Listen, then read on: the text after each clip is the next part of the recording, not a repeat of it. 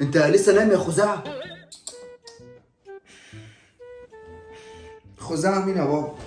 انا يوسف ابنك عادي. يا حبيبي ما هو مفيش يوسف بينام لحد الساعة 11 كده.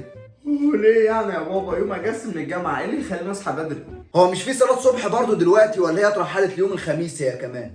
لا يا بابا ما اترحلتش. يا ابني لو اترحلت قول لي وريحني، انا فاضي اصلا الخميس الجاي. ما اترحلتش يا بابا، لا ما اترحلتش، بس ايه المانع برضه ان انا اكون نايم لحد دلوقتي؟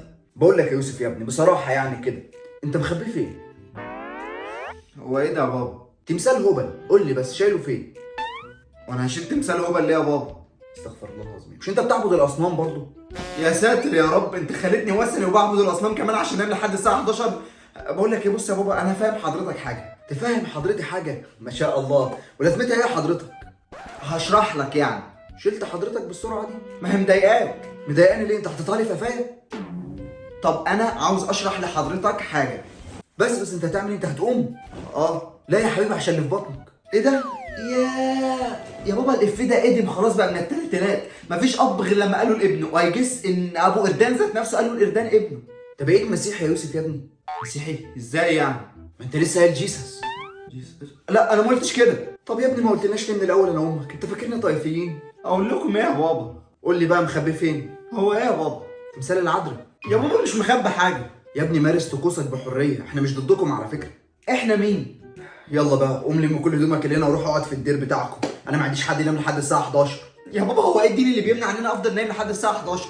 انت عايزني اعرف لك الدين من الاول اصلا؟ انت داخل الاسلام امبارح بالليل ولا ايه؟ لا يا بابا. قول لي دخلت الاسلام امبارح بالليل واحنا نايمين وما رضاش يصحي حد؟ والله لا يا بابا. انت عارف انا المفروض اعمل معاك ايه دلوقتي يا يوسف؟ ايه يا حبيبي؟ المفروض اطبق عليك حد الرده. حد الرده؟ ليه انا مش عامل دايت؟ الرده يا زنديق بكسر الره، سكراتك امك. ما طبعا صاحي الساعه 11 مش بتفكر غير في الاكل. اسف يا بابا. مش كفايه، لازم تطهر من كفرك. اعمل ايه يعني؟ الرجم حتى الموت. ليه يا بابا انت قفشتني بحد جامع؟ يا ابني انت مرتد، وانا طول عمري بخاف من المرتدات، بتقلب بجوان على طول. يا بابا ليه الاسلوب الحاد ده معايا؟ ايوه الحاد، انا كنت شايفها في عينك من الاول. قول لي بقى مخبيه فين؟ هو ايه؟ السمبايتس. هخبيه ليه؟ هو مخدرات. طب احلف بالله انك مش ملحد. طب دي احلفها ازاي بقى انا دي؟ قول ورحمه البوز وانا مش ملحد، بس قولها كلها على بعض. يا بابا يا حبيبي ممكن تسمعني؟ لا ما ينفعش اسمعك، هتنجس لي بقى 40 يوم. انا جيت لك بقك ليه اصلا؟ انت بتسمع منين؟ ها؟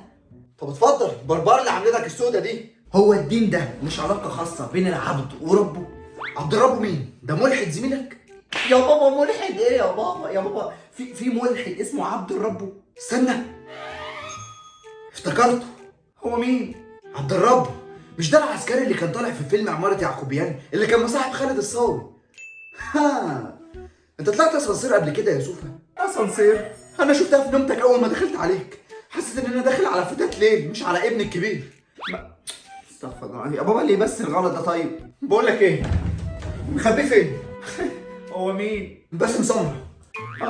يا بابا ممكن تركز معايا؟ اتفضل. هو الانسان اللي بيصلي الفجر حاضر لازم يصلي الصبح برضه؟ لا طبعا. حلو قوي. يعني ثواب الفجر حاضر اكبر ولا لما نصحى من النوم متاخر؟ لا ثواب صلاة الفجر طبعا.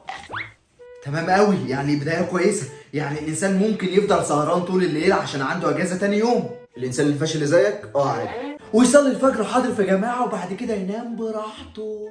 شوف، ان بعض الظن اثم صحيح. يا حبيبي يا يوسف يا ابني، انت عملت كده فعلا؟ لا يا بابا احنا بنفترض جدلا بس. جدلا طب بقول لك، انت مخبيه فين؟ هو ايه؟ الحزام بتاعي. حزام؟ لا